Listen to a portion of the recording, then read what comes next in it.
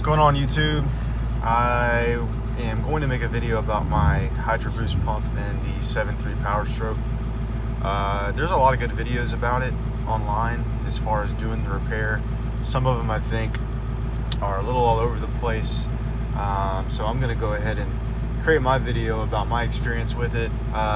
Was driving home last night. I was on a road trip coming back home, and I started to realize that I had no power steering and my braking was starting to fail. I did change out the power steering pump in this truck about 4 or 5 months ago, unaware that, from what I've been told by other mechanics and friends of mine, that you're supposed to swap out the brake booster with the power steering together, since the brake booster relies on the power steering pump in these vehicles to operate. So apparently you're supposed to change those in unison together. I didn't do that. I thought that the power steering pump was going bad because I've been having issues with my steering and a whining noise. And it turns out it was my brake booster. So master cylinder is fairly new. It looks like the prior owner before me had it changed out. So I don't think it's that. I think it is the brake booster. It's got 349,000 miles on it. So it's got quite a bit of mileage on it. I've had this truck for about a year. I've put about 20,000 miles on it. You're not going to be able to tell, but you can see here that the steering, it's definitely stiff, and when you give it gas, it starts to become a lot easier. So that leads me to believe that the power steering pump under load is kind of, how do I explain? It's getting the brake booster to do what it needs to do under load. It sounds like it's giving it what it needs. So I'm gonna go ahead and show you how to take it out. I watched a few videos on it, and yeah, we'll go from there. So here's the intake. This is gonna have to come out right here. Obviously mine's an aftermarket one, so it doesn't have the stock box like you see right here. I don't know if you can see that. That's the stock box. But got to take this out obviously, because you got to get all the components of the brake booster. But this is the brake booster right here. From what I understand, these two lines right here are going to come off. So this one, and then this one right here at the top. One of these is a return, one of them is a feed, I believe. So this is your master cylinder right here underneath it. It sits on top of it. Oh, I'm sorry, it sits against it right here with these two bolts. So you got this bolt right here, and then you got another bolt back here somewhere. Let's see.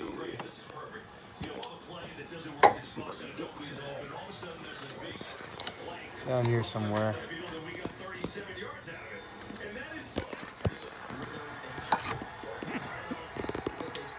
There it is right there. So that bolt right there, and that's really only holding this thing on from what I understand. So this is gonna have to be this right here is gonna, you don't have to bleed it from what I understand. You don't have to do anything like that. There's probably a few electrical connections you're gonna have to take off, but basically all you do is you take this off, the master cylinder, you disconnect it from the brake booster, and you just pull it forward, just kind of lay it there. And then you'll have to go inside of the truck and disconnect some things from inside of the truck.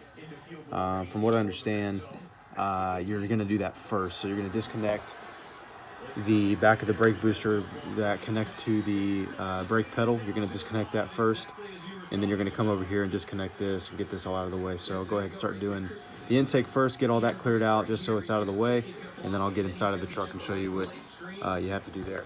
All right, so this is the floorboard of the driver's side. This is where, if you look right there, that's where the brake booster connects to the brake pedal. It goes through the firewall. Up here, I'm gonna try to see if I can get a good angle of it. There's a bunch of wires, of course, and stuff like that. If you see right there, that's where it connects to the brake pedal, and there's a little cotter pin on it. So I'm trying to see if I can get a better light on it. Right there. So that cotter pin is what you're going to take off. This is where it connects to the brake pedal again. You're going to take that little cotter pin out, and then it should disconnect from the brake pedal. Now, to be able to get the brake booster out of the firewall and out of the truck so you can put a new one in, there's 4 bolts you have to disconnect.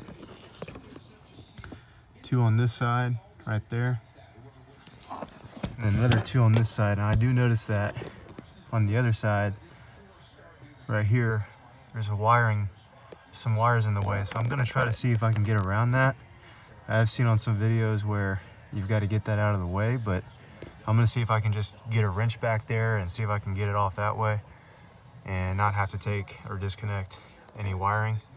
I'm sure it makes it easier if you disconnect the wiring, but I'm gonna see if I can get around having to do that, just because I wanna see if I can do it. So that's the next step. We're gonna disconnect that cotter pin and then go in there and start disconnecting the bolt. All right, so this is what it looks like when it's disconnected. It'll come off of the brake pedal right here. You see the brake pedal's just moving. And this is where it connects to the brake pedal right here from the brake booster. Right there. It's a little bushing inside of here. This is the cotter pin. That's what it looks like. It'll just go right back into the new one. That's what holds on the brake booster onto the brake pedal. So now we're gonna loosen up these bolts, see if I can get around those wires, that connection back there, so I can get around that. So that's the next step. Okay, so I did not have to disconnect the electrical wiring harness underneath the driver's side floorboard like I was talking about a moment ago. It is a 13mm socket, by the way, for those nuts in there, and I just used an extension to get to all of them. So definitely have a good extension handy when you're doing this. And then this is what I used to get that cotter pin off. It took 2 seconds. It wasn't difficult at all. It came right out. But yeah, you don't have to disconnect that electrical harness as of now. I mean, I don't think you have to do that. I was able to get all of them with just a good extension here, and I was able to squeeze by the wiring harness to get to that bolt, or I'm sorry, that nut, to disconnect it. So, all right, so back underneath the hood here, as I mentioned, we're gonna take these 2 bolts out on each side, one there and one on the other side. So we're gonna go ahead and disconnect that. I'm using a 14mm socket here to get this off, just so you know. So 13mm inside the truck for the nuts in there, 14mm for underneath the hood for these. So just gonna disconnect this bolt, nut.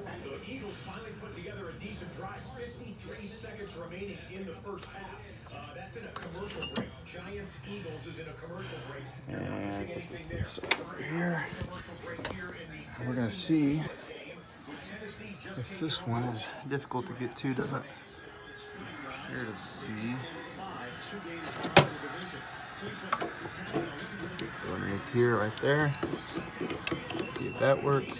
Yes. Looks like it does. There we go.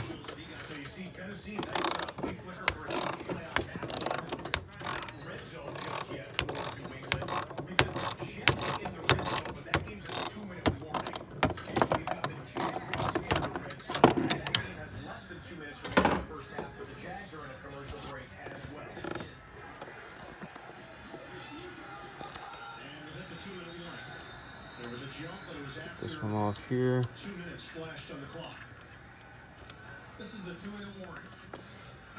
That to the side. You should. Yeah, see, it's wiggling loose now. There's 2 little pins that hold this in, like little brackets. Might have to push up. No, it doesn't want to come out. Yeah, just got to give it a little oomph. So you do that on both sides here. There's another one on this side you'll have to take off, and then we'll have to disconnect these lines. And once these lines are disconnected, that should be it. It should slide right out. and we'll be able to put the new one. Okay, so here's the master cylinder pushed out of the way. By the way, it does not want to cooperate when you're taking it off. It's there's lines underneath here. I don't know if you can see that. There's lines here. You got to be very gentle and very cautious of this. I'm not going to disconnect the fittings here that go into it. From other videos that I saw, you don't have to do that. It is kind of a snug fit though, and it doesn't really want to bend out of the way. You have to kind of have to just work with it and be patient and move it to the side. I will say this, I feel like if this box was out of the way that holds the battery in, that it probably would be a lot easier. I'm not going to do that though. That's a whole lot of extra steps that I really don't feel like taking. So if you're one of those people though that prefers to, you know, disconnect things and get them out of the way to make it easier, or if you think it's easier, I would definitely say that if you get this box out of the way here and the battery out, it would definitely be easier to push this aside. But it wasn't that big of a deal. So now I'm going to disconnect these lines, and we'll find out what sizes are. I'm about to see that. Let's look into that. All right, so a few pointers here for this. This is it out of the truck. There's two fittings that you'll have to disconnect, right here and right here. I believe it's this one is extremely difficult to get out. This one's not hard at all. If you disconnect it, give it a little tug, it'll come out. But this one, for whatever reason, seems to be a challenge. So what I had to do is actually had to pull it out and get better leverage on it, get it away from the firewall, grab it and just kind of tug on it and wiggle it back and forth at the same time. It did finally come out, but just a pointer for you there. When you're taking this off or you're taking these lines off, I wouldn't even try fighting this. I would just disconnect it or loosen it, pull it back from the firewall, and make sure you get some good leverage on it so that you can get it out, because it is pretty tough trying to fight it against the firewall. I use a 3/4 wrench for these. I think that was a little large, but it did work. It broke them loose. This one was pretty easy. You just have to press on it with a pair of pliers. I'll show you what I'm talking about. And just take it back. So you just squeeze it with a pair of pliers and just move it back and it'll slide right off, no problem. It's gonna leak a little bit of fluid. It did leak a little bit, so that's something to kind of take into consideration if you're trying to keep your area clean. Make sure that you have a bucket or some kind of catch can or something underneath, because it is going to leak a little bit. Not a whole lot, but just a little bit. And that's what it looks like. Disconnect it from the firewall there. So I'm going to go get a new one, slap it in, and see if my problem is addressed. All right, guys, here's the new booster. This little clock piece right here apparently stays on. I don't know if you can see that. Let's see if I can apply it for you guys. This little claw piece right here stays on. That's the part that goes against the firewall. So one of my buddies is a mechanic, said you just leave this little piece on. This came with the old one here, so it's kind of like that, just a different style. So you'll leave that on there. By the way, this is from AutoZone. The part number is 52-7357. So if you just go to AutoZone and say, hey, this is the part number, they'll be able to pull it right up. So again, that's 52-7357. So go ahead and start installing this one back in the truck and see if we have success. All right, so got everything connected. Basically just doing everything backwards. Put the bolts back in, got that bolt right there. And got this other bolt right there, of course. Tighten those up, make sure that these little alignment deals are in there. They are kind of a pain to get back onto the bolt. So you're gonna have to get up on top of the motor and just kind of push it in. It's not really any other way to do that. It's just kind of the way I had to do it. And that's really about it. Make sure that this is, you know, tight, that these nuts are tight. You don't want to over tighten it, of course, because you could break something, but make sure they're really snug and they're on there, and that, you know, the fitment of the brake booster and the master cylinder is correct. Make sure that they're, you know, flush up against each other. There's not any way that things could leak or anything like that. So I'm gonna go ahead and reconnect the back of the brake booster to the pedal, connect all of that. Again, everything just kind of backwards from the way that I disassembled it. So just reconnecting everything, and then I'm gonna jump in the truck, start it, take it around the block, and see if if we have if everything's working again. So, all right, guys. So I ended up running into an issue. It turns out my power steering pump was bad. I did mention on the video earlier that I had changed it out about 3 or 4 months ago. Fortunately, because of my brake booster being bad, it ended up messing up the power steering pump again, so I had to change that out for a second time. Everything seems to be working great now. I'm actually in the truck right now. The steering feels nice and loose. There's no hesitation. Seems like everything's working. So I highly recommend when you guys are going in and replacing your power steering pump that you also replace the brake booster. It is recommended to change those out at the same time. I'm sure some other people out there have gotten away with it. I wasn't one of them. Probably would just save you a lot of time and energy just to go ahead and swap that out. And yeah, that's all I got.